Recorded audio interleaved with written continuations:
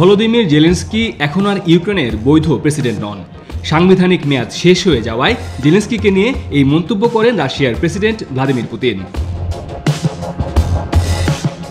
24 মে বেলারুশের রাজধানী মিনস্কে এক সংবাদ সম্মেলনে ইউক্রেনের যুদ্ধবিরতি সংক্রান্ত প্রশ্নের উত্তরে এই কথা বলেন পুতিন। সে সময় পুতিনের পাশে ছিলেন বেলারুশের প্রেসিডেন্ট আলেক্সান্দার লুকাশেঙ্কো। রাশিয়ার প্রেসিডেন্ট জানান, ইউক্রেনের সরকারি প্রতিনিধিদের সঙ্গে মস্কো শান্তি সংলাপ শুরু করতে আগ্রহী। তবে সেই সংলাপ দেশটির বর্তমান প্রেসিডেন্ট ভলোদিমির জেলেনস্কির নেতৃত্বাধীন সরকারের কোনো প্রতিনিধির সঙ্গে হবে না। পুতিন জানান, কিয়েভের সঙ্গে শান্তি সংলাপ ফের শুরুর ব্যাপারটি অবশ্যই কাণ্ডজ্ঞান ও বাস্তব পরিস্থিতির সঙ্গে সঙ্গতিপূর্ণ হওয়া উচিত। রাশিয়া ইউক্রেনের প্রতিনিধিদের সঙ্গে আলোচনা শুরু করতে চায়। সে সময় পুতিন প্রশ্ন তোলেন, তারা কাদের সঙ্গে সংলাপ শুরু করবে? কারণ ইউক্রেনে যিনি সরকার ও রাষ্ট্রপ্রধান তার মেয়াদ শেষ হয়ে গেছে। তার নেতৃত্বাধীন সরকার এখন আর ইউক্রেনের বৈধ সরকার নয়।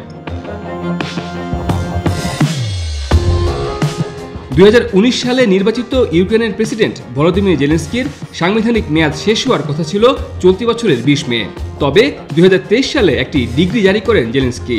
সে অনুযায়ী যতদিন ইউক্রেনে যুদ্ধাবস্থা থাকবে ততদিন তিনি ইউক্রেনের প্রেসিডেন্টের পদে থাকবেন।